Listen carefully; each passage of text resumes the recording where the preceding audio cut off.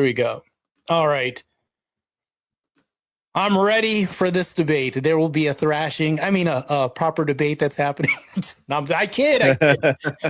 It's going to be a fun debate. I was actually looking forward to this because this is kind of like a reprieve from the Menars and the Crust, whatever you call that guy. It's just like a little break in between debates while I'm doing debates. So, yeah, this will be good.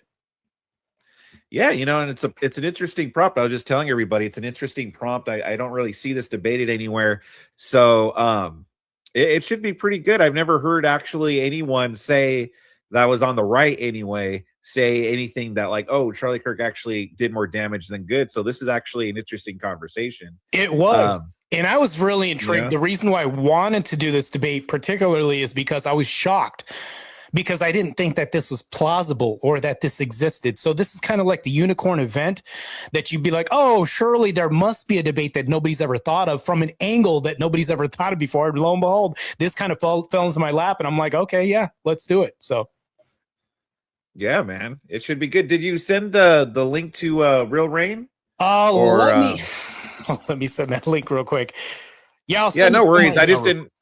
Yeah, I didn't know if you were going to do. I could do it too. I just didn't know if you did it. So if you didn't, I could also try reaching out. No, I got you. I'll do it really quick. It'll be really fast. I'm fast. There he is. All this stuff. He needs the link. There he goes. He got the link. In the meantime, thank you very much, Sam Slenderman, for the $5. Getting that dono goal started. Thanks for hosting this, Vic. I'm glad there's another great right-leaning channel to host debates. Yeah, man, no problem. That's what I do. Wanted to show you something. This is an anatomically correct vampire skull. Since Emmett's on the screen right now, Count Emmett, this surely must be like an aunt or uncle. Hey, pardon what happened. He got eviscerated in the debates back in, 1800 BC.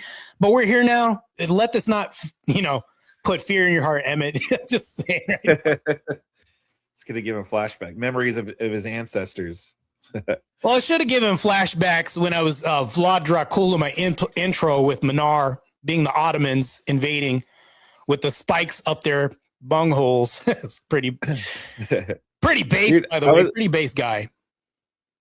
I was laughing because, I saw, you posted about Minar. And so yesterday I went to that stream watching Minar's like little cope stream where he was coping about you. But I got to say, that was probably the calmest I've ever seen Minar at all. Like I was like, oh, crap. Minar could actually talk like a normal person. He's not just constantly yelling all the time. I just never saw that, Yeah, I was actually, and the crazy thing was I was the one that was spurging actually. We did a role reversal, but I was spurging. I was saying, hey, let's go ahead and do this debate on Vic's channel, me versus Mr. Work and you. Let's do it. And I kept saying this, come on, like, and then he was like, yeah, we'll do it. So I don't know if I got a confirmation. So maybe you could reach out to him and get a confirmation. That would help.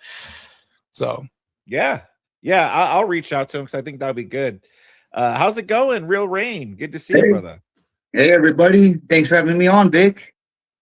Hell yeah, man. No problem. I was just, telling Martae and everybody that this is going to be a good debate topic. Very interesting. So I got to say, shout out to you for picking the affirmative on this one. Well, I actually challenged Martae on this because I think this is a conversation that needs to be had. With my channel, I'm offering the perspective of the people from the far right. So I don't think the people of the far right get an actual chance to air their grievances, and having spent time walking in the dissonant world of the far right, I think I need to explain to people why people go to the far right. And part of that is because of Charlie Kirk. I'm not saying it's all because of Charlie Kirk, but he did play a part in it. All right. Interesting. Very interesting. Let's do this. So, all right, Vic, I did share a video file. That'll be part of my introduction. And I was curious to how long we had for our intros and opening statements and all that. So for intros, we're going 7 minutes for the intros, and then the hour back and forth debates, followed by conclusions, and then Q&A session. Real Rain, you're fine with the 7, right? I'm fine with the 7. Are there any rules or anything like that you were inquiring about? I don't know if this is your first debate or not, but feel free to ask Vic. He'll flesh all that out for you as far as like the debate rules, how it's going to function, all that stuff. So right now is the time to ask if you have any questions. Well, the only thing I ask, sorry, I got allergies. The only thing I ask is I don't want to get disrupted with Dusty's chats or anything. Just ignore it. Just ignore the comments. I do. Yeah. Look, I know how I know Vic sometimes pops them up. I don't want to get distracted by emotional comments from the chat. I want to. Well, that's why for debates, I'm not going to be popping up any comments, and then any super chats I get, that's going to be toward the end. So yeah, you don't have to worry about getting distracted by that stuff. I'm kind of the opposite, Real Rain. So if one of those thugs goes ahead and puts a comment up, I automatically go into heat-seeking missile mode and then juggle the debate at the same time. So I'm kind of like a guy that can, do those things at the same time. I don't mind doing that. I love when detractors come at me from different angles. I love destroying multiple targets at the same time. That's just my MO. But I understand. I don't know how you function, but we'll respect that as well too. Well, it's not a matter of I can deal with the multitasking, but it's just this debate I think deserves for Charlie a certain amount of respect. Wait, hold on. That's kind of a emotional concession, but I'll take that too. Let's go. Let's go. Yeah, okay, good. I'll respect that too. Yeah. Either way, I know it can be distracting for debaters, so that's why I don't do that no more. So, and like I said, any super chats, that's going to be saved till the end for the Q&A section. So, yeah, by the way, everyone listening, if you have any questions for the debaters during the debate, I'll read them after. So get those super chat questions in. And with that said, let's see, who should go first?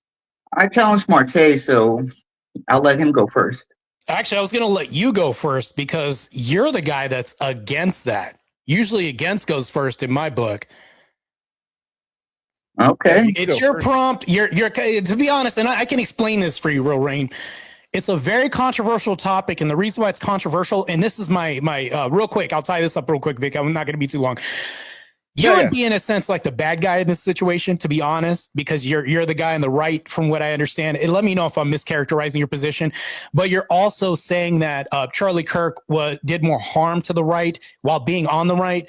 So this would kind of be the quintessential bad guy while being on the good guy side to some degree, right? Okay. Hey, if you want me to go first, I'll go first. There you go. Gentlemen's ask. There you go. Yeah, and plus he is the affirmative. So whenever you're ready, Real Rain, we could begin. All right. Well, my opening statement.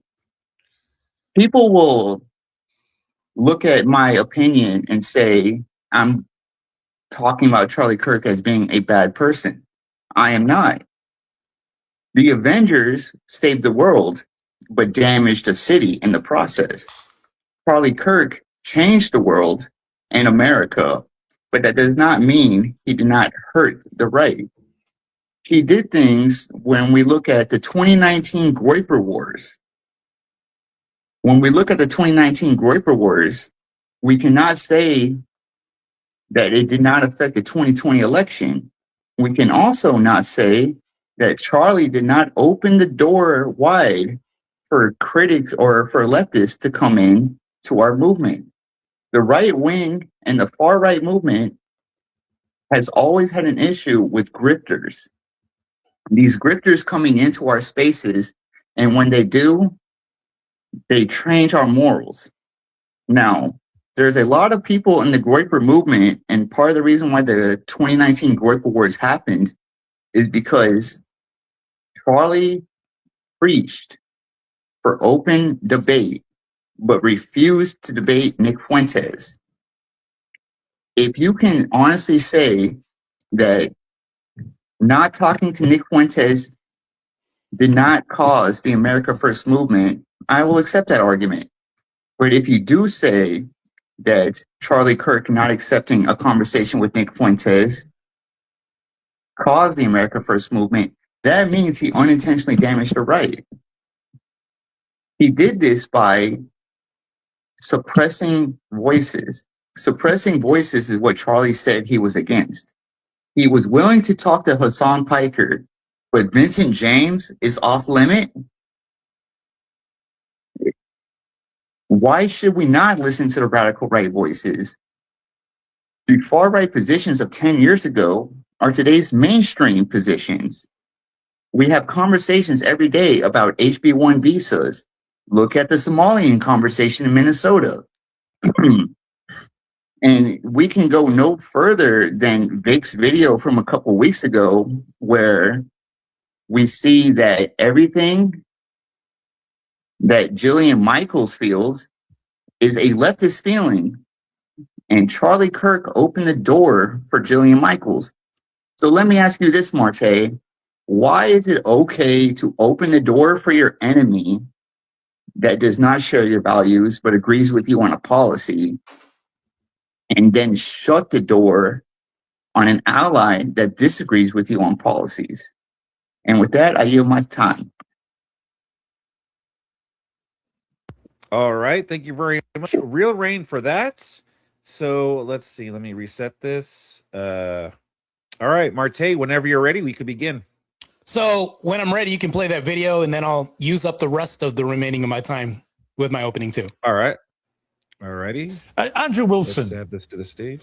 where were you when you heard about Charlie Kirk, and what is your view of the fallout from this? Yeah, I was sitting with my wife watching TV.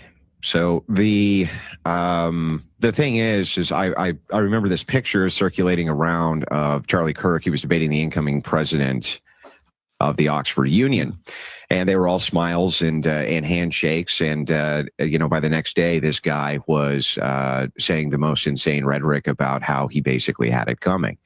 So how many of these leftists have murderous intent? When we show up to have a conversation with them. We show up to debate our views. We show up to in some way engage with them. How many of them have seething murderous intent behind their eyes, and they don't really want to do any of that? They really want you dead. And that is the biggest demonstration of that, by the way, in that one single picture. You have Anna Kasparian here, and she's talking about this. The Young Turks called Charlie Kirk a fascist how many times? The Young Turks played into this rhetoric how much? They went out of their way to do so. Ruben recently called him out for doing it. So I just called him a fascist. Hang on. I've literally never. I don't even call Trump a once. fascist. I didn't interrupt you once, lady. But You'll you have a can't chance make to things talk. up about what I've said about Charlie Kirk. You can talk when I'm done talking, like I was respectful enough to let you do. So the thing is like, yes, they do. This network does do that, and these leftists do that. And they set all the rhetoric up in the world to make sure something like this happened, and they were dancing on the grave of this guy before he was even cold. I have tweets from Destiny which are insane. The leftists have gone off the reservation. And it's time for us to stop pretending that it's not their rhetoric which is leading to these types of assassinations, because it is. I don't want to hear about factions. All of you guys are doing this. All of you guys have the same type of rhetoric which leads to this, or the networks you work for do. We work on college campuses across the country. The only way we're going to take back the youth of this country is to storm them, and that is how we're going to make America great again. Thank you so much. You will never live in a society when you have an armed citizenry and you won't have a single gun death. That is nonsense. It's drivel. Wow. But I think it's worth it. I think it's worth to have a cost of, unfortunately, some gun deaths every single year, so that we can have the Second Amendment to protect our other God-given rights. When people stop talking, that's when you get violence. That's when civil war happens, because you start to think the other side is so evil and they lose their humanity. 3 weeks ago, Blake, if we would have said that Joy Reid and Michelle Obama and Sheila Jackson Lee and Ketanji Brown Jackson were affirmative action picks, we would have been called the racist. But now they're coming out and they're saying it for us. They're coming out and they're saying, I'm only here because of affirmative action. Yeah, we know.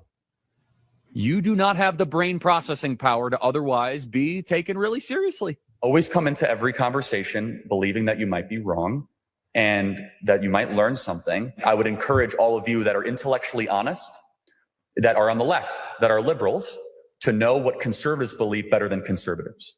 How would you want to be remembered? I want to be remembered for courage for my faith. That would be the most important thing. The most important thing is my faith in my life. All right, Charlie Kirk's assassination shaking some moderate Democrats and independents, even pushing them to rethink their party ties. The New York Post digging into what they are labeling the so-called Charlie Kirk effect, with voters saying they're done with the Democrats and in some cases are ready to join the GOP after seeing how the left and legacy media reacted to Kirk's killing. Let's hear from two of them right now. Jennifer Say, CEO of XXXY Athletics, a former Democrat who is now unaffiliated, and Christopher Elton, a restaurant manager from Bucks County, Pennsylvania, who says he always registered independent but is now a registered Republican. Welcome to both of you. Christopher. Bomb drop. Okay, let's begin. So the left's outrage was rocket fuel for his message. In my opponent's opening, he cites the Groypers and also Nick Fuentes. Now, granted, there are debates that I even turn down. Yes, even me. I turn them down all the time. Now, the ironic thing about my opponent's opening statement here is his presence here. Now, I talked to Cool Vic before this, and we said that this is something that's unusual. It's a unicorn event, as I pointed out before this debate even started. Now, my opening statement, here's what I'm going to give you. So it's very funny because in his, debate style, the 2024 election showed that the right won by running a more populist Kirk-style campaign that energized the base and flopped key demographics, while the moderate strategy repeatedly failed. He saw these old, stodgy white men before with their political agendas, and that wasn't working because the political landscape changed because of social media and everything else. Charlie grasped the youth, as it were. Not only did he grasp the youth's ear, but led a movement. He wasn't just a debater, and there's something that you negated in your opening statement. He was an organizer. Charlie brought people together that otherwise wouldn't meet together. Ben and Candace, crazy, pretty cringe there, just a meetup. But they got together for TPO USA to lead the youth toward Trump being a presidential candidate. So here's the irony, and I was waiting for this part.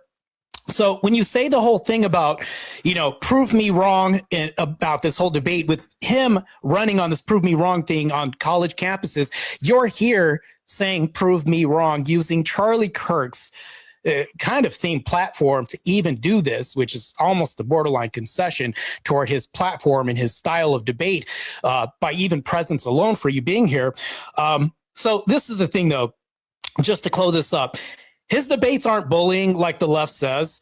They're opening dialogues. So when you say that he's closing up dialogue from different people, like you said in your opening statement, no, he opens up the dialogue. He's just being very selective and probably picking his chimes, because in your opening statement, I also didn't hear the why he turned it down, because there could have been banter behind the scenes that we didn't hear about. I'm just hearing that he just turned it down, but no other context behind that. Odd.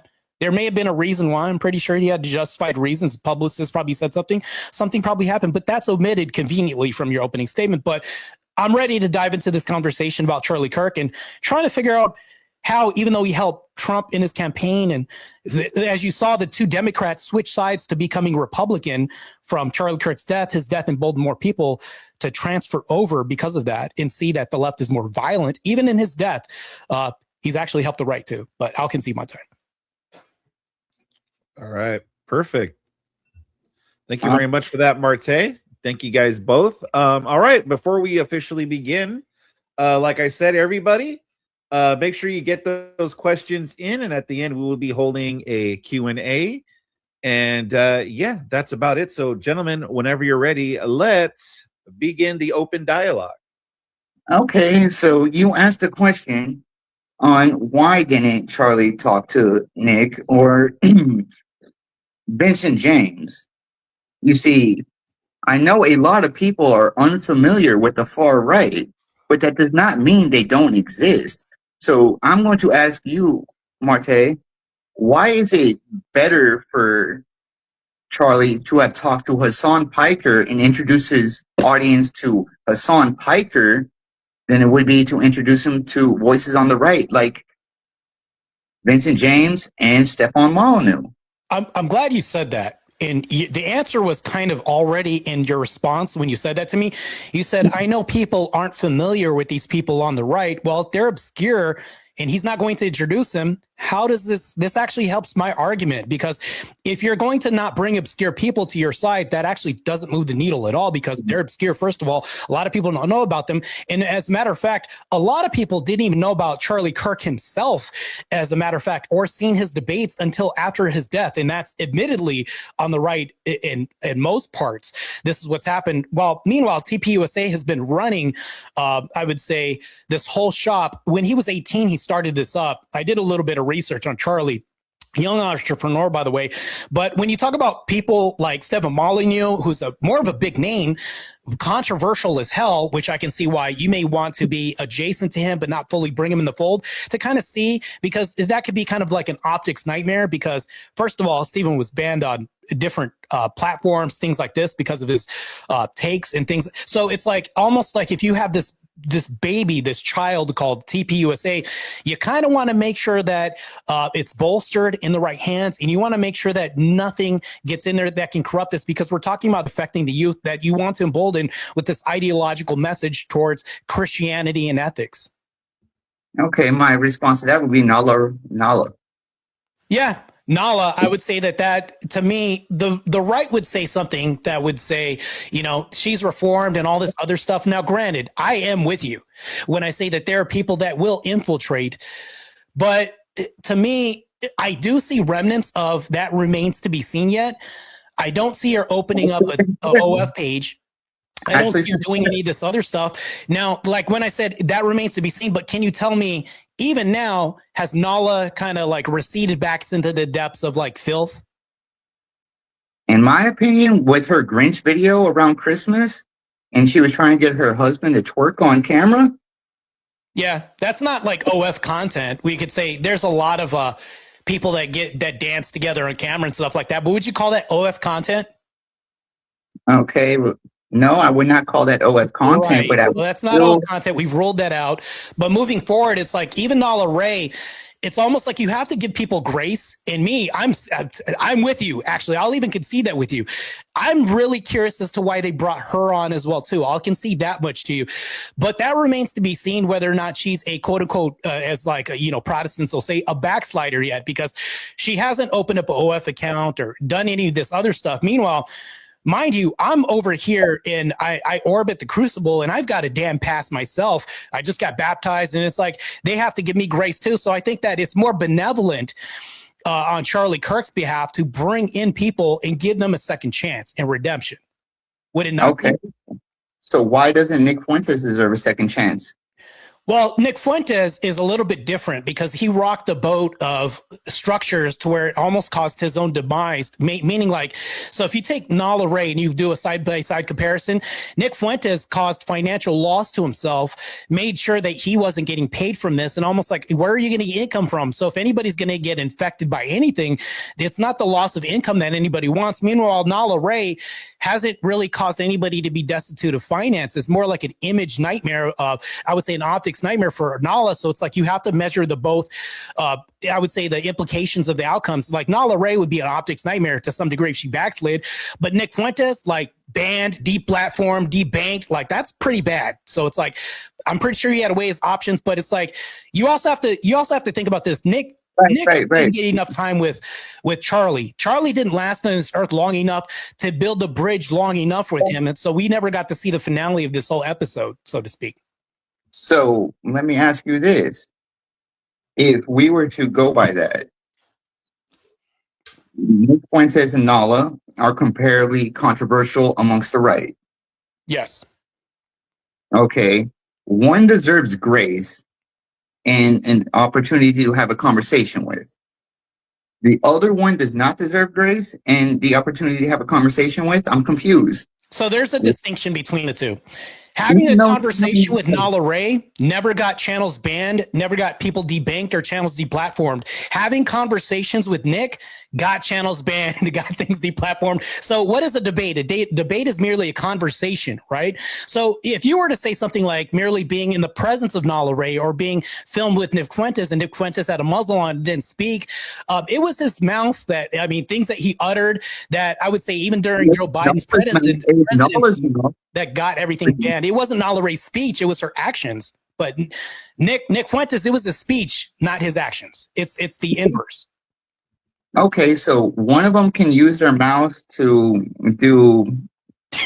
I see where you're going with this, but that's action. Like, I'm confused. Like, one is speech, and one is action. Right? There's still that distinction, and it still holds true. A degenerate action that is now associated with the right. Right, and then not to mention this, but Fuentes did try to destroy TPUSA to some degree. He's even mentioned notions of this too. We forget to admit this as well too, but it's like that's also true. Nick Fuentes also has not been fully vested on the Trump train as well too. While Nala Ray has conceded all of that. She said, "Yeah, I've converted to Christ. I've basically fully divested over to the Trump train. And I've not only spoken non-ill of TPUSA, she's done the complete opposite. Whereas Nick on his side, it's like, yeah, that's a liability because not only has he spoken not too highly of TPUSA, he's also uttered conspiracy theories towards that, which he hasn't even proven as well too, just speculation, which is bad. That's also a political nightmare, an optics nightmare, and also the deplatforming and everything else that follows suit. Nala Ray doesn't hold quite as the same precedent as he does as far as destructive mechanisms of speech. So are you familiar with why the Groyper Wars happened in 2019? You can enlighten the audience because I'm asking you. Well, hold on. Groyper War started, and I'm pretty sure that there was a lot of suppression that happened during the time. Am I correct? Well, because of the suppression. Well, no, the leading cause broad generalization. No, the leading cause of the Groyper War of 2019 was Charlie Kirk had an employee called Ashley St. Clair. I know you all are familiar with her because she's the richest man on earth's baby mama. He took a picture with Nick and posted it on Twitter and then fired her for that. So what happened after that? Charlie, I'm going to use my words carefully, but Charlie did doing that, Nick perceived as a personal attack. You cannot say that it wasn't. So when you say like Nick attacked Charlie Kirk for no reason or didn't have a reason to, that's kind of disingenuous. Nick had a reason to. So that would actually be a more of an argument for why Nick caused more damage to the right, not Charlie Kirk, would it not? Well, not necessarily when you look. Come on, bro. Well, you got to look at the effect of the Groyper War, because at the end of the day, there were many people during the events of the Groyper War where Charlie shut down conversations about Israel. Did he not? Well, but here's the thing, though, is there's a lot of speculation. Like that's a kind of a yes or no question. Did Charlie shut down questions about Israel? No, he didn't shut down. He may have, but we don't fully know that. So it's not really a yes or no question. The reason why I can say that is I can point out a resource for you. So on Patrick Bet David's network, he talked about Israel, but then he also didn't want to talk about Israel on other platforms. So it's a mixed bag. That's why it's not exactly yes or no. One of the things that he said before he passed away, God bless his soul, was he spoke about misaligning with Israel and kind of pulling away. So he did talk about Israel. So that kind of almost contradicts your whole point when he did talk about this on Patrick Bet David. And then no, I'm not talking about. I'm talking about during the Groyper War. If you're unfamiliar with the Groyper War, that's fine. Well, no, I'm asked. So, I mean, we could talk about the Groyper War, but I don't see how that's not a Nick Fuentes caused more damage to the right than Charlie Kirk caused more damage to the right conversation. How that's not going to lead down that trail. Because if Charlie would have accepted open dialogue with Nick Fuentes in 2019 about the far right's issues with Israel. Yeah, but do you understand that's tantamount to blackmail? If you don't talk about this repercussion will happen to you. That's basically what that amounts to. You know that, right? That is like that's not Charlie Kirk, then, if that's the case. That is like a gross mischaracterization of what I'm saying. Can you clear that up for me? I've been asking you to clear this up for the audience so they can hear that too. I'm saying Charlie always said he was open to debate. right? He was open to. So here's the thing, though. If I tell you, I'm sorry, but I'm like, you have to let me, you have to follow my logic if you're going to ask me these questions. Yeah, but I'm going to ask you questions, and follow your logic, but also I have to kind of clear things up at the same time, and we have to be transparent here. So while following your logic, I'm just not going to bite random bullets at the same time. Like, here's the thing, though. If we follow your logic down to like this Groyper movement can you explain how it's like Charlie Kirk, by his own admission or his own actions himself and not anybody else's repercussion, causing damage to the right? Let's just nip this in the bud right now. Okay, ask that again. I'm sorry. Oh, you want me to repeat it real quick? Yes, please. Okay, I'll make this really concise for you. So if Nick wasn't present, I'll give you a different scenario. If Nick never existed, would Charlie have more damage to the right? In a way, I would say, in my point of view, yes. Oh, so it's not Charlie Kirk that caused damage, bro. You said if Nick Fuentes never existed. Yeah, if Nick Fuentes never existed, would Charlie Kirk cause more damage to the right, which means that he's the common denominator causing damage to the right, not Charlie Kirk. You see how that works? No, like your question doesn't make because if Nick Fuentes never existed, there would still be a far right movement that Charlie Kirk would have ignored, which would have then actually led to that would be an assumption. More damage. We don't know that. Question does not make any sense. It doesn't. It does, and I'll even clear this up. I'll give you a hypothetical. You're literally saying if if a gun doesn't exist, is that person still a murderer if they take a life? It's harder to take a life, right? That doesn't even. There's no weapons, and there's a gun present, and then there's not a gun present. Meanwhile, Nick is present, and he's Martae, you're really confusing this. This debate is not Nick Fuentes. Well, you're the one that brought him up, bro. I brought him up, but that's not who the debate about. The debate's about Charlie Kirk. Okay. You asked the question. You see what you just did? So no, you asked Vic. Can you please explain this? Like, I am saying, if Nick Fuentes never existed, the damage Charlie Kirk did to the right would have been the same, if not more. Okay. That's can you explain how it would have been the same absent Nick Fuentes? Okay. That's really what I'm asking. Because you guys don't I don't think you're understanding. The far right messaging of Nick would have been there. Nick is an entity.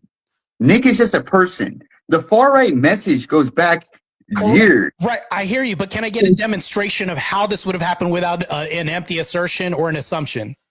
Okay, well, because you're just assuming this, and I'm not going to bite the bullet unless you could demonstrate a person or an action that would have happened, or somebody that's uttered a statement or a source or something like that. Because you're saying that if Nick wasn't there, some random person would have just filled in the shoes, and we don't really know that, because just like I'm at the behest of that question, you're at the behest of the same question too. Vincent James was there before Nick Fuentes was. Vincent James was saying this same thing. Like Nick Fuentes, and we can even say Richard Spencer. Like, Nick Fuentes is just an entity. The damage that I'm telling you that Charlie caused was by ignoring the far right. So hold on, you're saying that the damage he caused was other people's actions? No, oh my God! Because even in his inaction, his approach determined people's response. Is that your argument? No, I am saying the far right has a message. Do you understand? The far right. Yes, even the far left has a message. I get that. Okay. The far right message amongst youngsters grew during the times of Charlie Kirk. Charlie never addressed the far right's message. Because he never addressed it, the far right grew more angry. The far right growing angry and having someone that had the charisma to do it or to get the message out, like Richard Spencer, and from 2007 and up until about 2016. Then after that, so I have a question, Rain, real quick. I know you're going a little bit of a diatribe right now. Do you think that most people know who Richard Spencer is if you ask them on the street? yes, he is one of the most prominent. He coined the phrase alt-right. So I don't think a lot of people know who Richard Spencer is. And then there's a lot of people who don't know, believe it or not, who Nick Fuentes is. They don't even know how the Groyper movement got started. If you're in this debate, you have to explain it's okay if you don't know what this is. Well, that would, if you followed the trail of logic, then it would be okay to not know who Richard Spencer is, which a lot of people don't know this. In regular secular society or even religious society, a lot of people don't know who some of these people are, which means that they're probably not as incremental with this group. But here's my point real quick. Let me get to my point. This is my main point.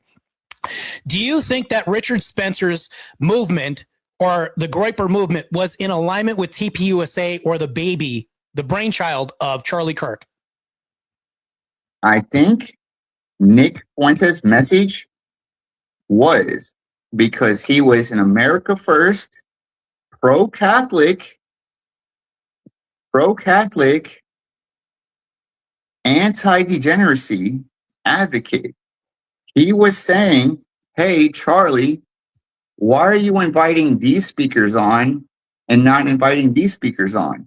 That was like Nick Fuentes' main question. Well, that sounds like he's the antithesis of TPUSA. If he's saying, no, you shouldn't run it like this. He doesn't sound like he's in alignment if he's speaking like that. No. Okay, I have a favorite football team, right? Yeah. And I can question their decisions, right? Yeah, of course. Okay, so saying like, hey, like Charlie, like this is the right wing is about. You're doing kind of things that the right wing is not about is something that we should be able to question.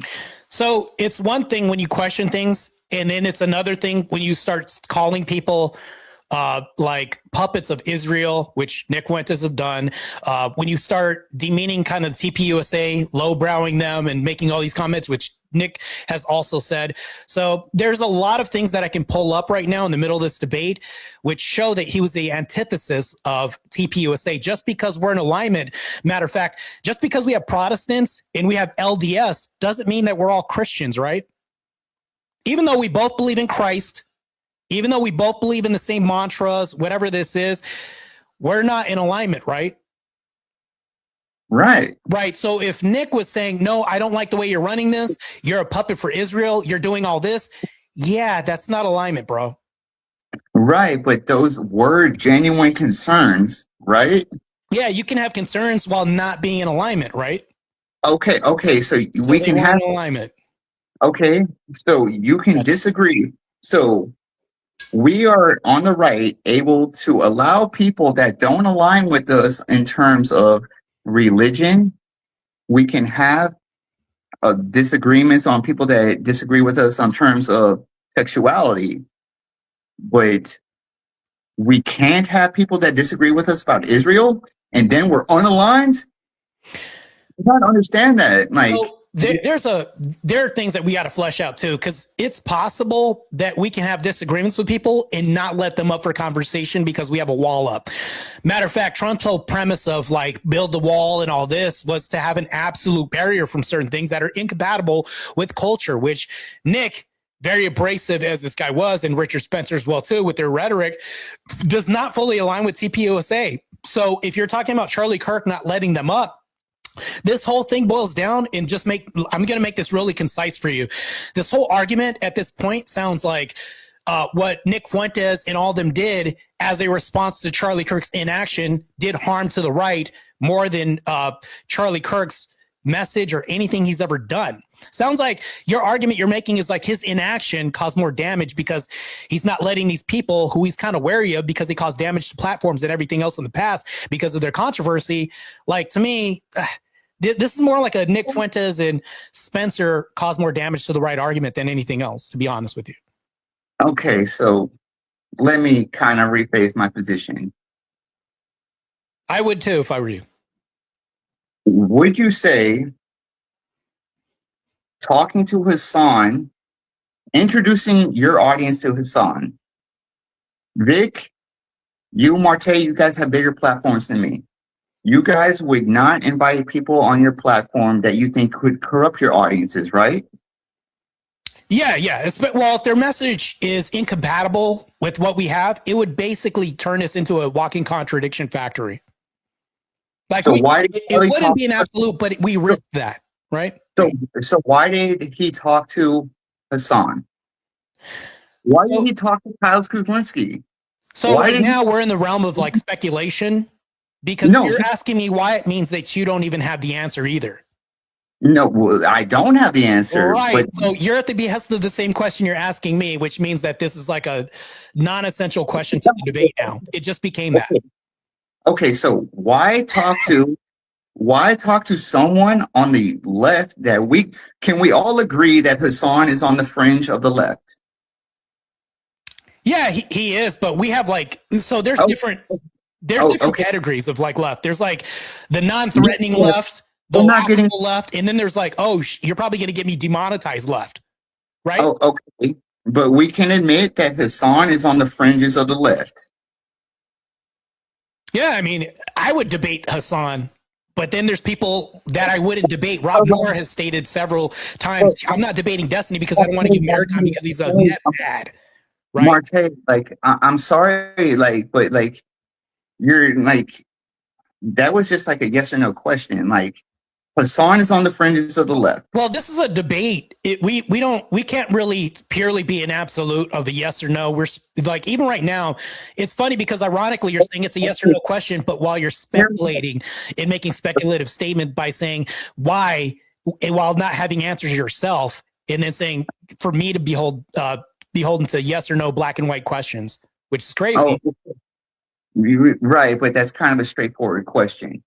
So, not exactly. It just depends on who you're asking, because not everything, because you can't assume the mind of the person you're asking a question, whether or not it's straightforward or not, because that person may have nuance or context that you don't have, right? Okay, now you're just arguing a sentence. So Hassan is on the fringes of the left. I'll just go ahead and say it. Well, the sentences are extremely important. If you don't know, and I don't know, like I said, we had to throw the previous thing you asked out.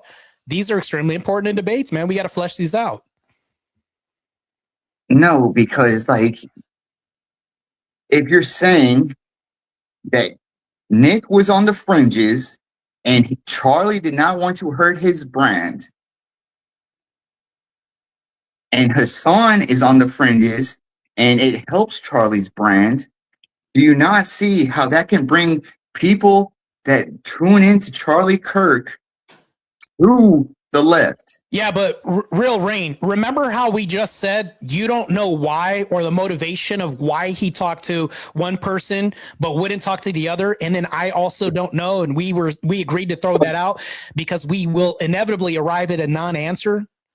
Right, but like you're kind of like just kind of steamrolling like what I'm saying. Well, no, because I don't want this debate to turn into a speculative debate, because we're not going to get anywhere if we just speculate, if we don't have any pure knowledge of who thought what, or an absolute, something close or adjacent to an absolute, which is not what you're arriving to when you say, well, you know, it's going to turn people away, even though we don't know the whys. Like, to me, that doesn't make any sense. I would rather get to hard facts, proof, and sources in a logical entailment in this debate, rather than just the speculative entailment of like who could have, may have happened, if it happened. That's not a really good, strong position to hold for anybody. The whole premise of this debate is subjective. It's subjective, but so we have to be willing to address subjective questions. So just saying that, like, right, but when you get subjective questions, you're going to filter out everything, like the what ifs and the may, might have, could have happens, to like, this is what did happen. This is like, that's the purpose of debate, to filter everything down to the grounding foundation of like, hey, this is what is claimed, this is what is happening, and that's what ought to happen. That's literally what all debates boil down to. But it's like, if we're in speculative territory and we end up in this, all we're going to be in is what if land, and we're going to have this circular argument, and that's just going to end up in like what if land. That's it. We're just going to be stuck there. Right. But this whole debate is on a what if. So, like, no, it's not a what if.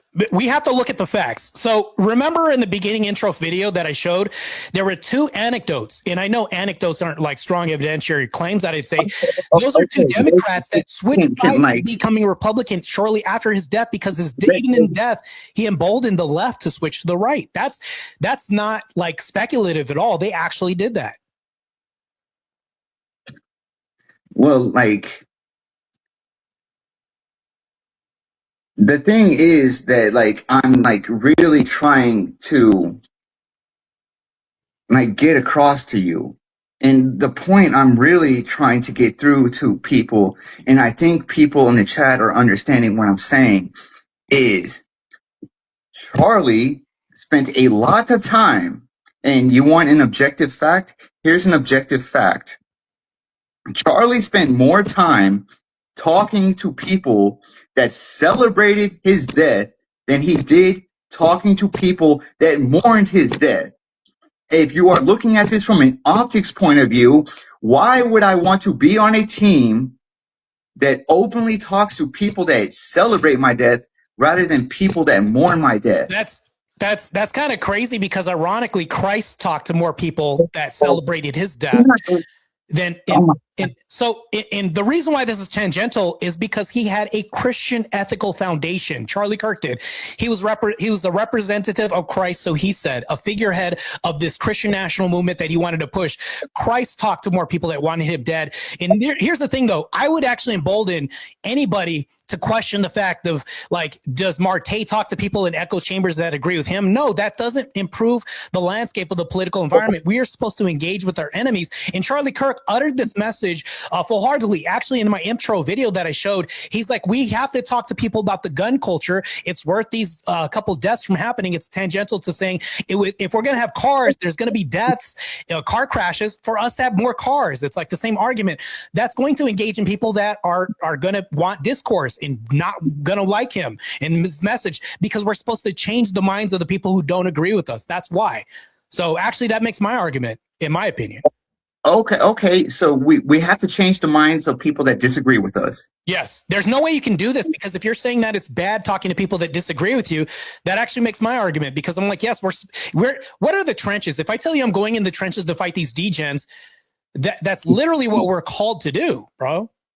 Well, Martae, like, we're supposed to talk to people we disagree with, and we are talking to people on the other side. Yeah. And we are not talking to people on our side that disagree with us, then aren't we kind of doing some damage? Well, don't you see how that can be collateral damage? But do you understand how that's still speculative? Like, that's just speculation. You're not giving me a demonstration of, like, here's the thing, though, that would help you out. If you, and I'm not, this isn't my ego. Fair enough. I'll give you some concrete stuff. In 2024, Nick Fuentes told the Groyper Army to not vote for Trump. So we can sit here and say in 2016, Trump had this many votes. In 2024, he had this many votes. When we take account for the Groypers that did not vote for Trump, we can see that there's probably a difference. So that is a number that we have. Right. Okay, so you got that number. But here's the problem with that analysis, is that actually emboldens the argument of Nick Fuentes did more damage to the right than Charlie Kirk, because if Charlie Kirk was fighting Nick Fuentes, who said, let's not vote for Trump, that literally proves my whole point. Another claim of saying that, hey, if Charlie Kirk was fighting for the good of Trump being a president and Nick Fuentes was the antithesis of this, this further shows that he is not in alignment with Nick's message, and why Nick probably wanted to pull away from him and vice versa. Well, let's also look at the fact that Trump is one aspect of the right. He is not the embodiment of the right. Right, there's different factions. I can agree with that. Yeah. Okay. Did in the 2022 midterms, did the Republicans say we are going to have a red wave? Yeah, this was uttered in mass. I heard that too. Yeah. Did we have a red wave? I mean, Trump won the presidency. Well, I'm not talking about 2024. I said in 2022. Did we have a red wave in 2022? So when you say the red wave, there was two distinct factions that talked about a red wave. Which one are you talking about? And can you describe what this red wave is? The 2022 red wave was where the right was supposed to completely dominate the left in the midterms. Are you saying that when Nick Fuentes and his followers felt betrayed by Trump, Kirk, Shapiro, and all the TradCon Inc., can you say that that did not have kind of a effect? That would be speculation on my part, and I'm not here to just speculate. I'm here to just get to like numbers and facts, and if there's a logical So the numbers and facts show that they lost. They did not have a red wave. So, but here's the thing, though. Let's say there was a huge L on Charlie Kirk's side, even though he was fighting the good side and pushing for Trump. I still don't see how that hurt the Republican side or the conservative side if he's still fighting and fought the good life fight and still lost somehow, in your opinion. Because like you're looking at this from the term of when I'm telling you about how the far right has stepped away from the right wing conservative party. The right wing doesn't vote. Like the far right doesn't vote. The far right felt betrayed by Trump. The far right has just basically said, we're done with Trump in 2016. Charlie Kirk preached things that the far right was like asking him questions about that he did not want to have conversations about. And if you look at one of his last conversations with Ben Shapiro, I think the video released on the day of, or like September 9th, if you look at that video, the questions Ben Shapiro was being asked by Charlie were questions the far right was asking Charlie in 2019.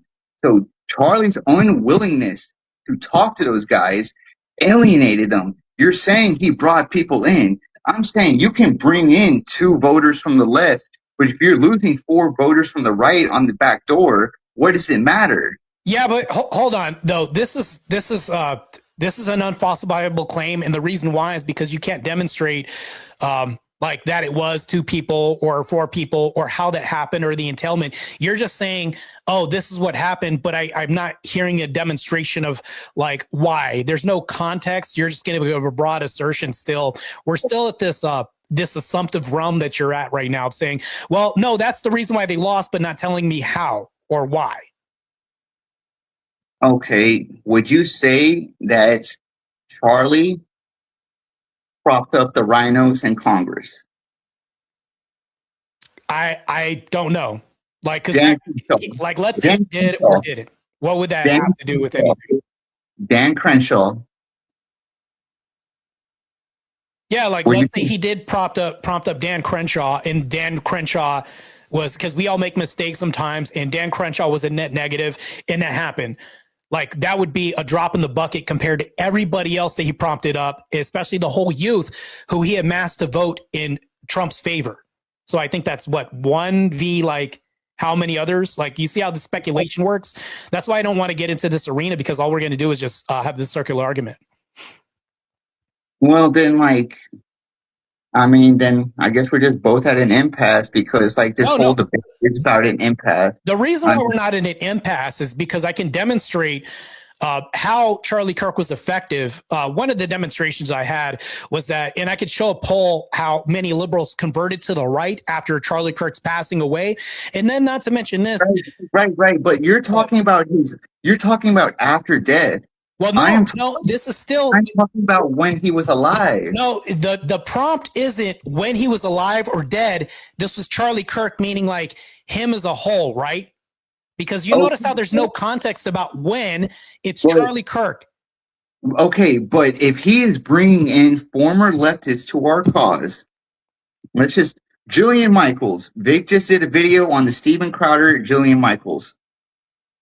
if we are bringing in leftists that don't share our values, we are letting leftists infiltrate our positions. We are letting leftists that we allow in to say, hey, like, let's disavow this guy. So the very funny thing is like, here's the problem with this. If you looked at the beginning of my intro title, and Vic already knows this, but I'm going to appeal to the moderator a little bit. I know this is kind of a cheap move here, but I have to. He's covered Anna Kasparian to where he even said on his podcast saying, well, I know she's not a complete lefty. She's moved over to the right. But here's the thing, though, that you're going to run into. Your Andrew Wilsons and everybody else who's going to vet these fucking people out and eliminate them because they're going to get blasted, confronted by people like me, like people like Rob Noor, like Vic and everybody else who are on the right and be outed. Because even then, when you had, what's that blonde woman who got outed as a covert feminist? That's going to happen. We still have vetters like, you know, if Charlie Kirk was still alive, he'd vet people, but probably not to the degree of your Andrew Wilsons, me, Vic, or anybody else.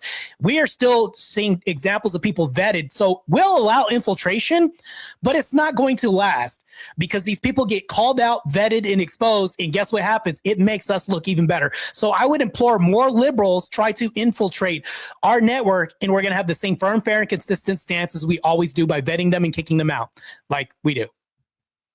Well, okay. So we have people that vet, and that's what you're saying? Yeah. We have a good stronghold, actually. We have a good front. There's few of us. We need more on our side.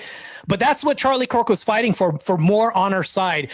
I was actually emboldened more, and this is like a super anecdote. I want to follow that thought. Yeah. What would you say about Lauren Southern? Who vetted her? You're going to have people go through the cracks and all this other stuff. But what happened to Lauren Southern, by the way? What was the outcome of that? Lauren Southern? Yeah, what happened to her? What was the outcome of that whole situation? Well, she ended up kind of betraying us. I'm not going to make any... And then what happened? She got outed, booted. Wait, that's her message? The same entailment that I talked about. So we are a self-cleansing system of people who are Christ believers, who are Christian nationalists for the majority.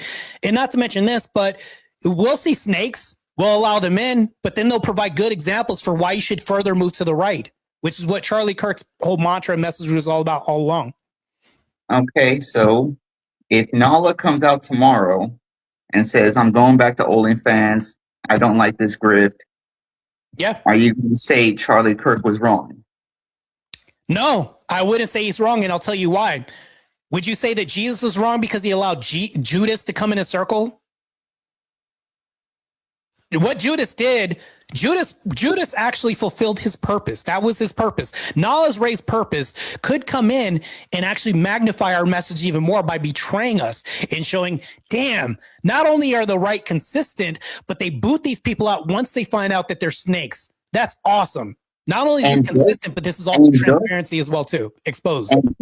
And thus proving the far right correct that we need to have a stronger threshold for entry. No, so we can't have like an absolutist environment to where it's like, you see where this leans? All we're doing is just emboldening more extremism. So we're supposed to be the right who gives people grace like Christ. Right. Remember, this is Christian nationalism also on the right, giving people grace and having people get a second chance. What you're saying now is espousing like adjacent to like no second chances. No, you do it one strike rule. No, we can't treat everybody like that. But the left does that to us all the time. The left is like that. We don't want to be like the left. What you're talking about is language that's like conforming to the left, and we don't want to do that. I did not say that. I said a barrier for entry. Like, we will take you in, but once you are here, you have to kind of understand these are our values. They know that.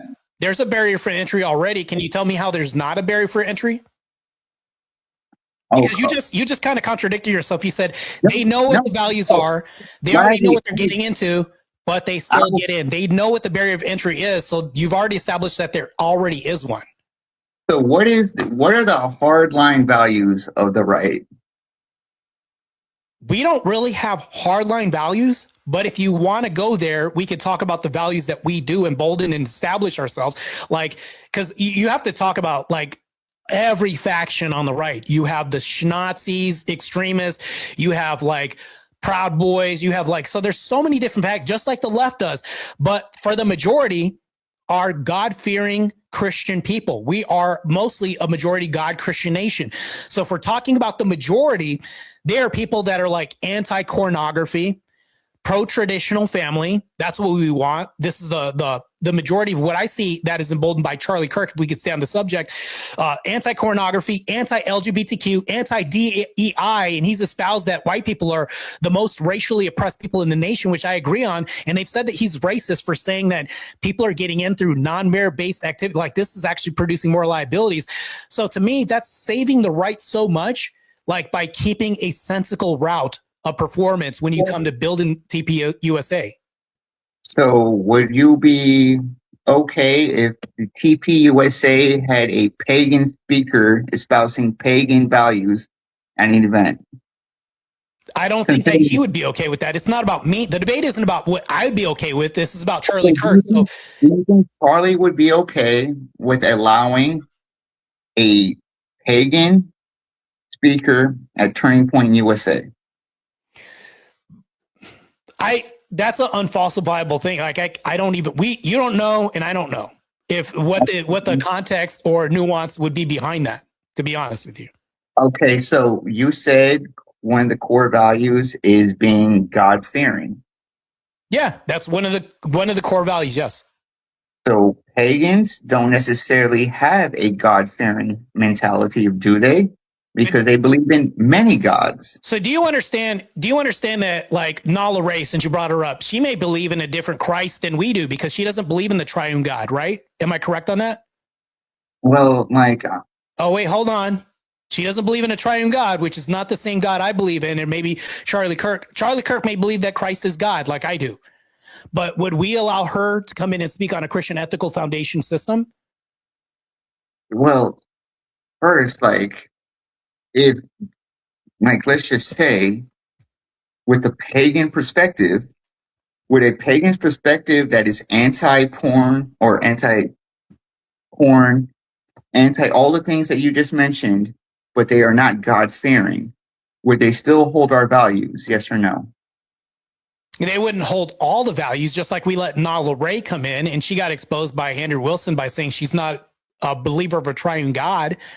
She's one good example. You see, I'm pulling at something that's objectively true, that's been stated by somebody. That's not speculation that I'm going to. I'm going to something that actually is and has been demonstrated. So I'm going to not only a demonstration, but that actually proves the claim that, yes, we have allowed that to happen. But that doesn't destroy the far right.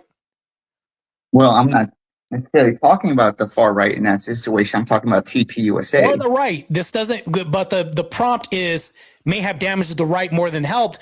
I don't think that Nala Ray is necessarily a net negative at this moment. You're really not trying to engage my point of the people on the far right that got disassociated from the Republican Party through Charlie Kirk's inaction to actually like engage their ideas. You haven't engaged that point, which is kind of frustrating. Well, it's frustrating because when we get further to the right, you go into what if and speculation. And I'm just like, yeah, I could speculate with you all day long. But do you understand how that's going to become circular? Because nobody really has an answer of what would have happened and could have happened, because that's what the language starts warping and changing. When you get further to the right, you're saying, well, they could have done this. And would you believe that that may have been a reason why? Like, you see how I said may have? Like, I want to get further away from may have and what if and could have. But like this conversation is literally in the prompt says may have.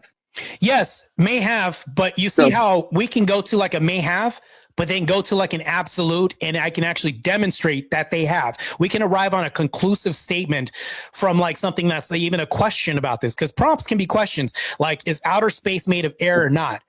So if I were to like go and do a survey of all the groypers that have just checked out a voting Republican because of the actions of the Groyper War and brought you that information, you would say, okay, I take it. If you brought me information on like how the Groyper War started as a result of like Charlie Kirk's non-action? Is that what you're saying? Yeah, basically, like if I were to say like the Groypers in 2019 checked out of voting for Trump in 2020 because of the actions of the 2019 Groyper War, with being actionable. You realize that a hypothetical could be like me not letting kids play at a certain kid play at a playground because I didn't want him to play with my toys. A war started because he then threw rocks because I didn't want to let him play. This isn't me starting the fight. You realize that, right? I'm asking you this question because I am involved in some Groyper circles, so I can actually get the survey and information that you're asking for. Correct. Correct. I'll get the information, but do you understand the hypothetical? If I'm at a playground and I don't let a kid play with my toys, I'm not. I'm responsible because I refuse to let him. This one singular kid play with my toys. You're assuming war, not me. You're assuming an intent with that question. No, you're doing the same thing when you say.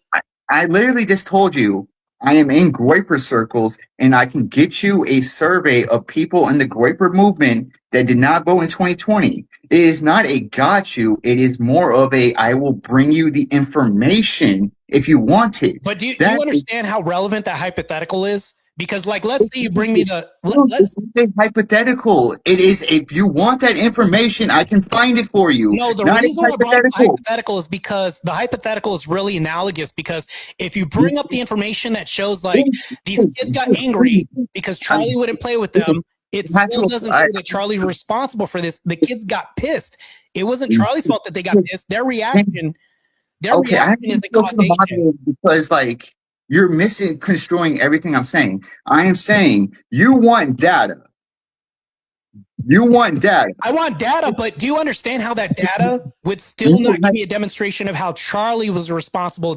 It's their reaction. The way they respond to it isn't him making them respond to it a certain way. They're deciding to not vote.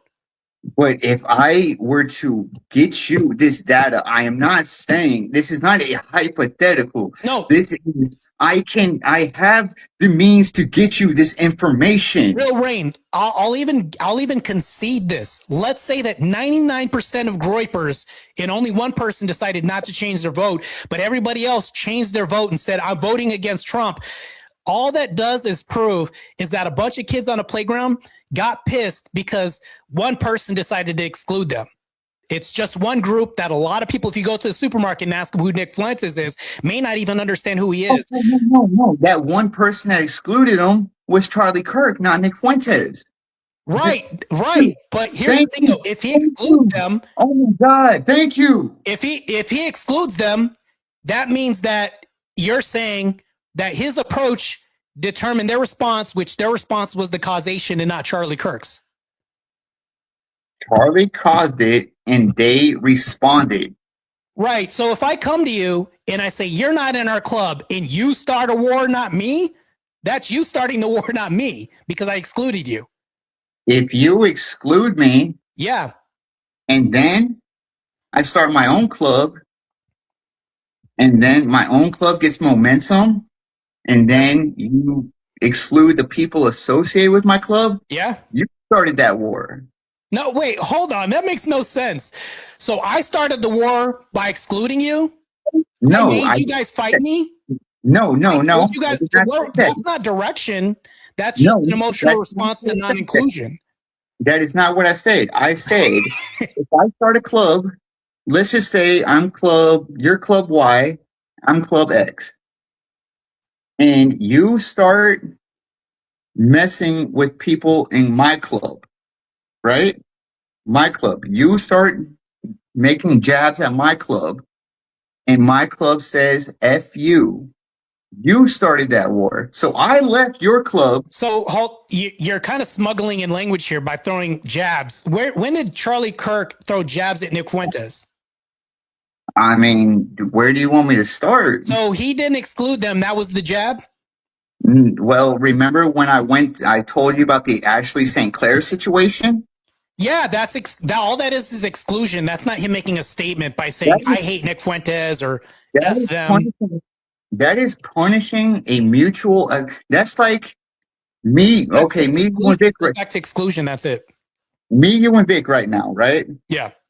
Me and you, we're beefing. And then me and Vic go and hang out. And then you say, Vic, F you, you're an a-hole for chilling with that guy. I'm done talking to you. Because you hung out with Rain. That means you started with me. I'm glad. Well, let's run with that. Let's run with that train of logic. Let's say that you and me are beefing, and then Vic goes into the analverse and chooses you, right? Let's say this happens and the portal to the analverse opens up and you walk in.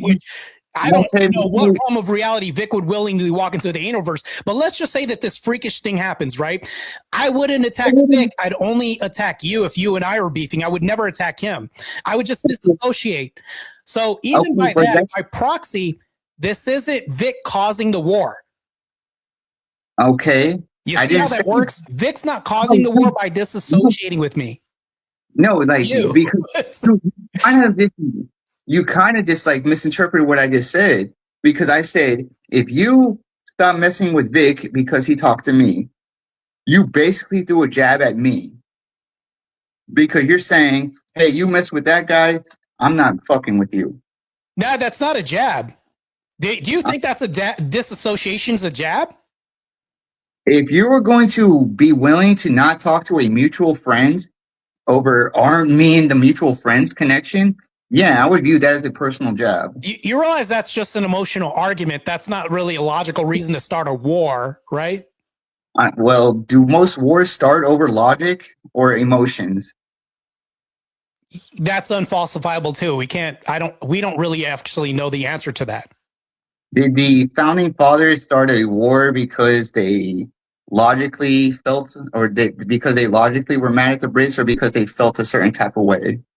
Well, here's the thing though. If we're going to start like the Boston Tea Party because we don't like taxes, or we're going to just dump tea in the ocean and say, no, we're going to just split ourselves up by hold on real quick. We're going to disassociate from British colonies, the original British colonies and all this because we don't like the taxation.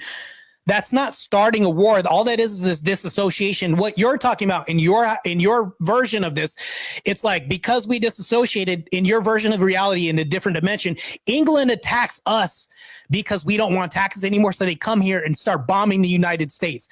That's in your version. In my version, which is reality, we just disassociated and we developed our own colonies and everybody lived in peace. That wasn't a reason to start war. Okay, but like what you just said, right? They threw the tea into the ocean because they did not like the taxes. Like is a feeling. Yeah, but you realize that you can have feelings derived from inaction and logic, right? I don't like taxes. You see how that works? I don't like as a feeling, but I don't like something that's objectively true that happens in reality, that I'm being penalized for. Pain doesn't feel good. I'm going to have a feeling with pain, right? The taxes are pain. I'm going to feel a certain way, right? But that was started because of a pain or a punishment, a penalty that we observed in reality that was happening. Right. Hey, Mike. So the disassociation wasn't a reason for England to start bombing us in your version, right? Would you say England's justified for bombing the United States because we disassociated ourselves? That's a reason to start beef, a war? England, if they bombed us because they didn't like our reaction to the disassociation, would be a feeling. Yeah, that's a feeling. But would we be responsible for the war, or would England be responsible for the war? It kind of depends on the reason for the disassociation. We don't like taxes. Okay, you don't separate ourselves. Now, do you think England's justified to bomb the U.S.? That would be kind of like a feeling versus feeling. They don't like how we feel. We don't like how they feel. No. We don't like them because of taxes, not because of a feeling. We don't like it because taxes hurt. That's pain. We don't like bomb us because we don't like taxes. From their taxes, and because they disassociate with us, and because they are just saying like, well, we don't like you because of taxes. So then what? No.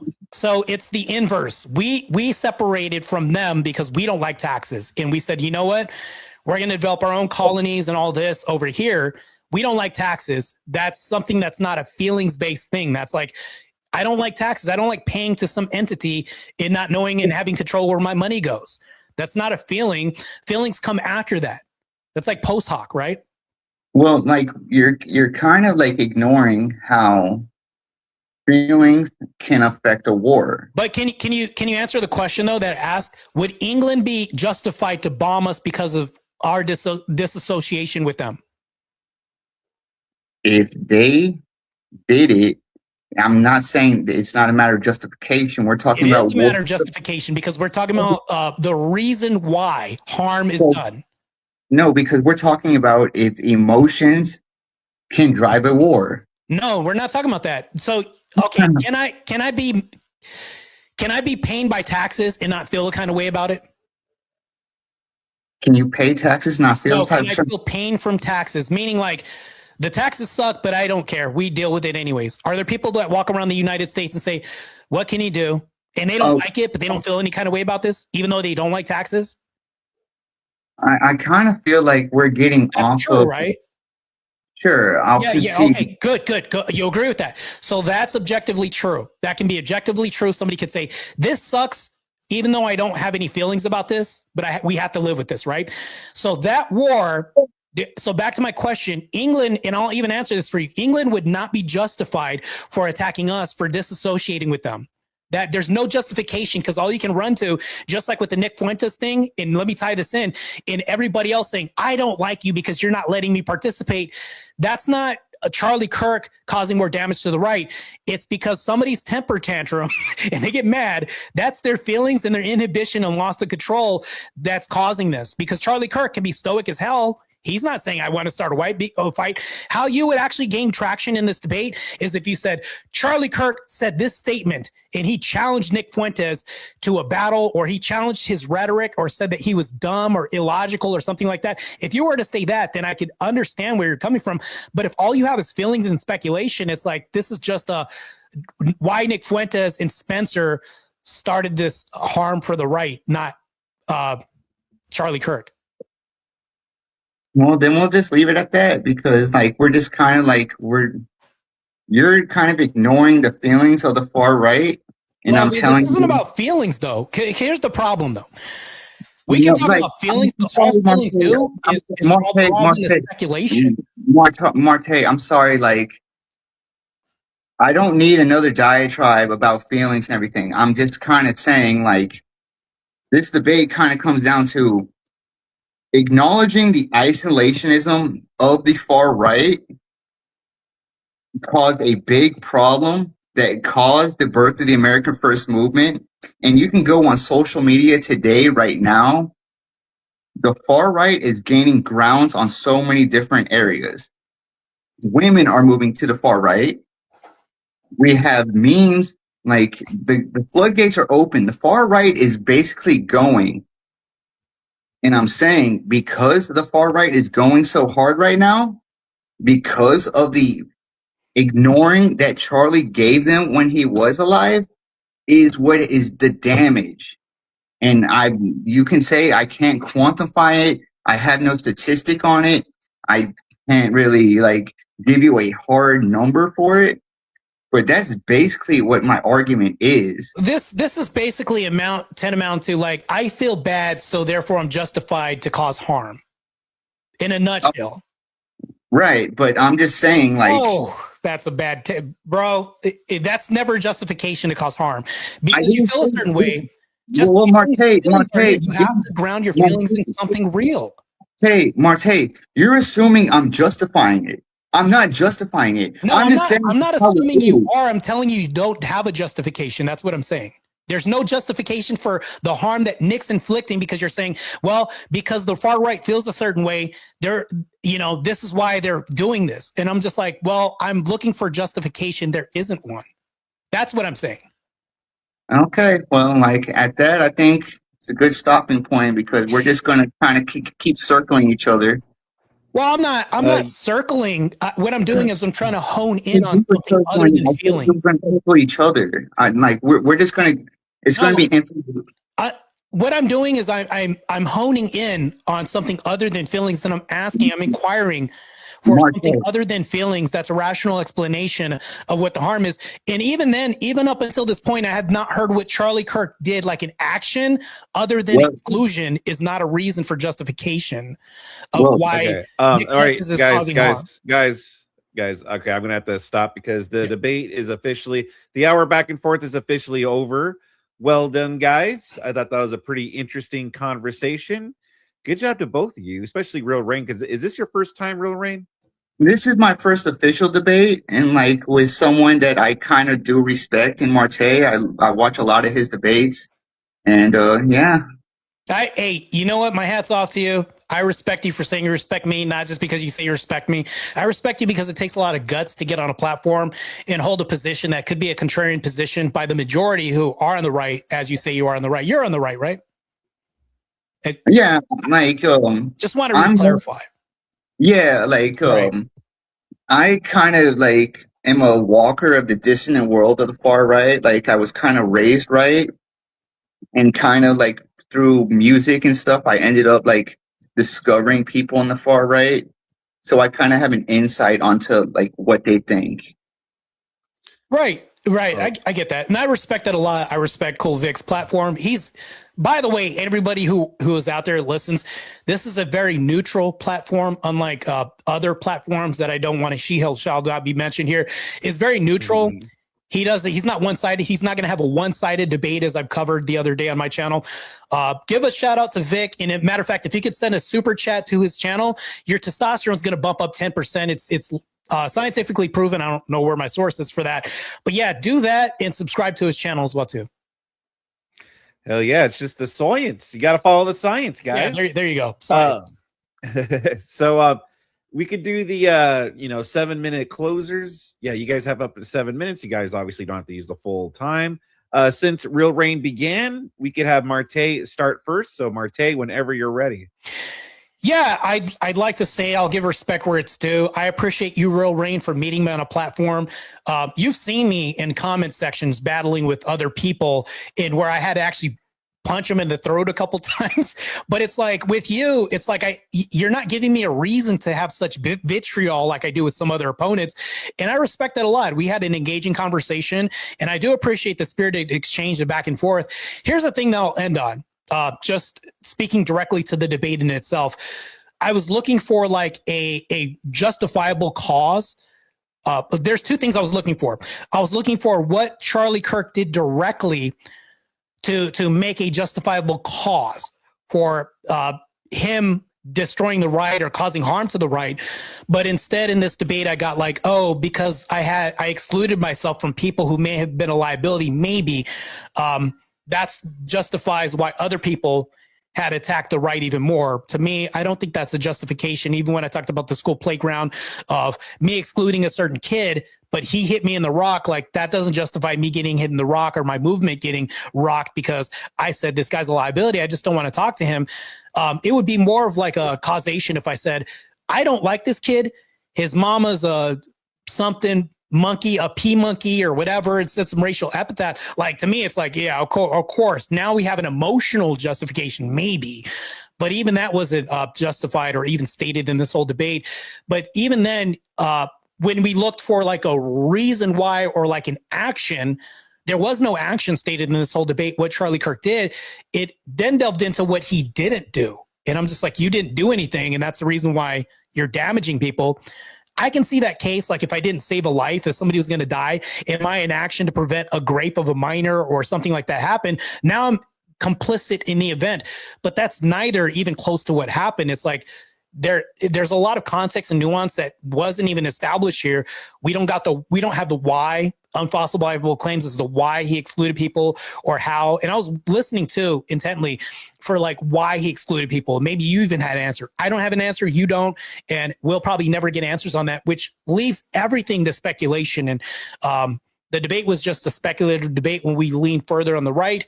But the closer we went to Charlie, the more innocent he started looking. But the further away we went to other people like Nick and Spencer, the more guilty they started looking as far as damaging on the right. And that's where I'll end my closing statement. That's it. Well, all right. Thank you very much, Martae. Hold on. Let me reset this real quick, Rain. All right. Whenever you're ready. Well, I'm just going to keep this short and simple. Martae, I wanted to talk to you because I wanted to challenge myself. I thought this was a debate that I knew it would be controversial and I would be fighting uphill, and you are someone I respect in the space and someone I kind of felt like would understand my position without viewing it from the position that I'm talking bad about Charlie, when I'm just talking bad about what I perceive the things he did were. I do think Charlie Kirk was a great man. I do think that, there was some collateral damage done.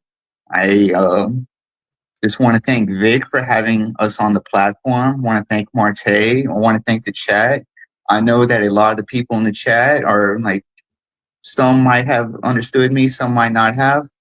But I just want to say, sometimes inaction is an action.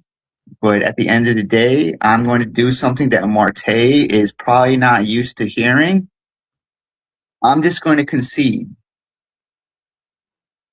because I think that this is something that the debate space needs more of. There needs to be more of, I am wrong, you are right, or my argument was not as strong as yours. And I will say, Martae, my argument was not as good as yours tonight. But thank you for the opportunity anyways. Yeah, it's pretty humbling to hear, man. I'm not going to trounce on your last statement or anything like that, man. I'm just going to end it real quick and say, because I'm going to respond real quick, Vic. Mad respect, man. It takes a lot of balls, courage, and guts to say that. And it tells me, though, that you're open and receptive to become a stronger debater, actually, by even saying that right there. Because if you're open to change and you're open to bettering yourself, you're going to acknowledge that we're going to have a learning process climbing uphill. And like you said, this is an uphill battle. That tells me that you're going to be a good student of the game. And I was like that when I started out, too. I respect the fact that you had the courage to step up to the fight. And I enjoyed the thorough back and forth, for sure. Yeah, man, that was excellent. All right, thank you guys very much. Wow, I think that's the first time I've seen like a concession, so that was awesome, Real Rain. You'll never get one from Manure. That'll never happen. Oh yeah. Yeah, no, absolutely. There wasn't really much questions. I'm just going to go through these real quick anyway. Maybe we'll get some last minutes, but thank you very much, Postal Joe, for the gifted 5 Cool Vic memberships. Thank you very much. Also, thank you very much, Kokomo, for the $10 Australian dollars. Thank you very much. And also, thank you very much, PharmaCat, for the $5. I don't want the testosterone. Someone else can take it. All right. Well, that's good. We don't want any transes here in the chat, so that's good. Based. And then, thank you very much, Postal Joe, for the $5. Thanks for the debate. I always appreciate a good, calm conversation without newsy hats. Yeah, I know, right? That is absolutely true. Thank you very much, Postal Joe. So, yeah, no Q&A. So I don't know if there's any other thoughts. Real Rain, I thought you had like a good argument to be had there. Like I felt like if you would have kept it to more of the big tent conservatism argument, I think you could have done like a better job. I think you focusing too much on Nick Fuentes was more hurtful, because it gave Martae more, like, a lot of opportunities to say, well, this sounds like more of a Nick problem than a Charlie problem. And I think that's where you kind of went wrong there. Just a little feedback.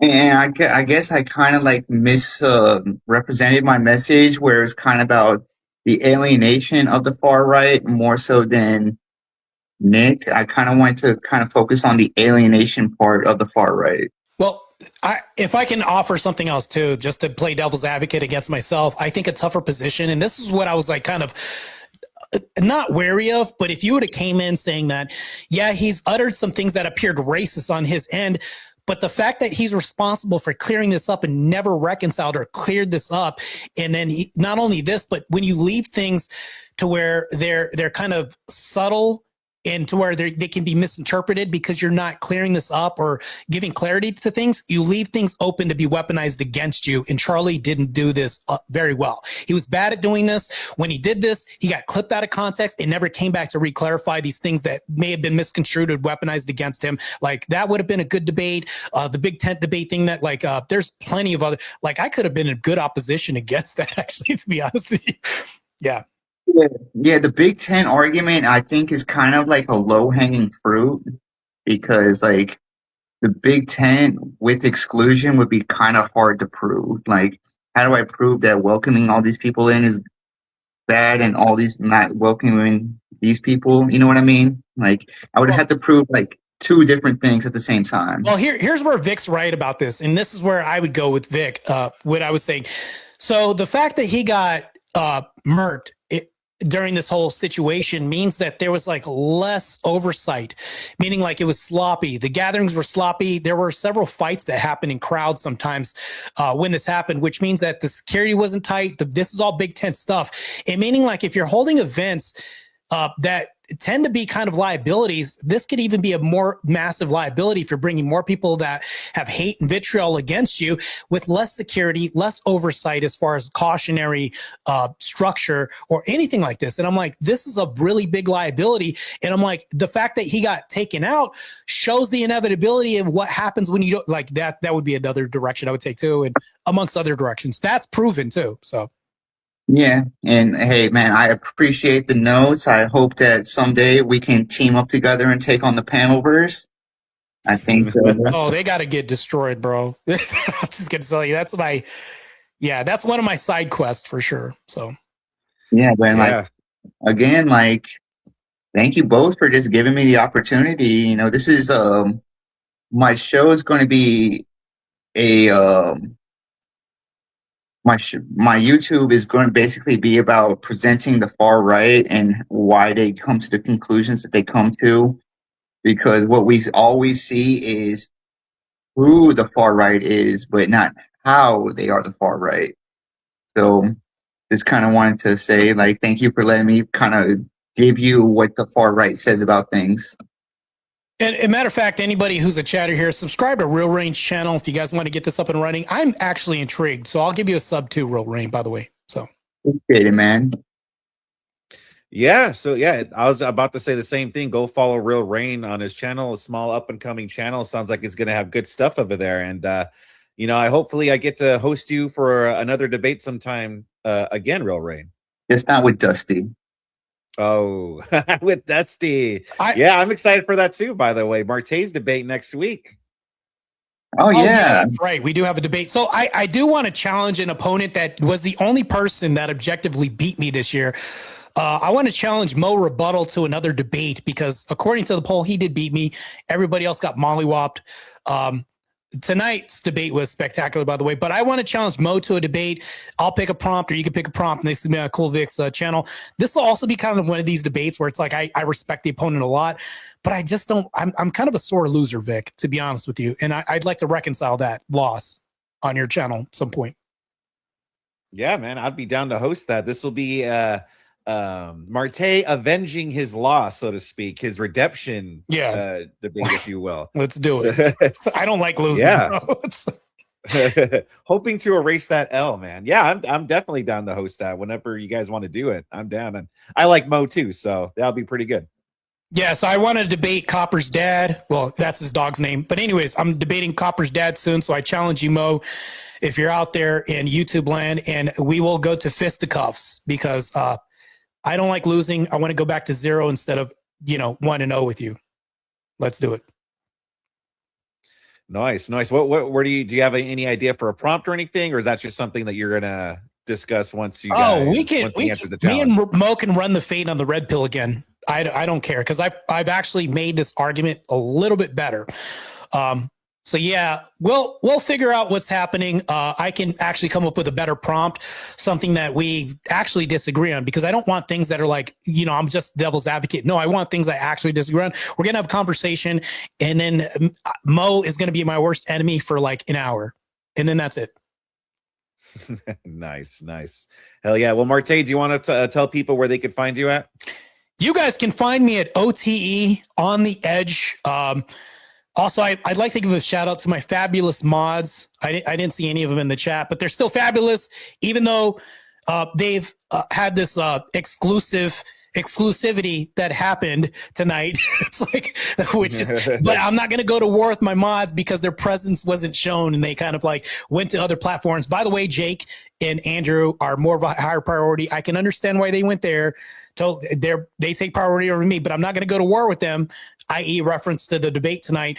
But you guys can find me on the edge, and you guys can find me in the debate where I'm mopping the floor with some, I don't even know what to call them. But anyways, you guys know what that is. That's it. Hell yeah, brother. Well, thank you guys very much once again for being here. It was a great debate. I hope you guys both have a good night. Sound good. You guys have a Christ is God, by the way. Talk to you. Christ is God. Yes. Indeed. God bless.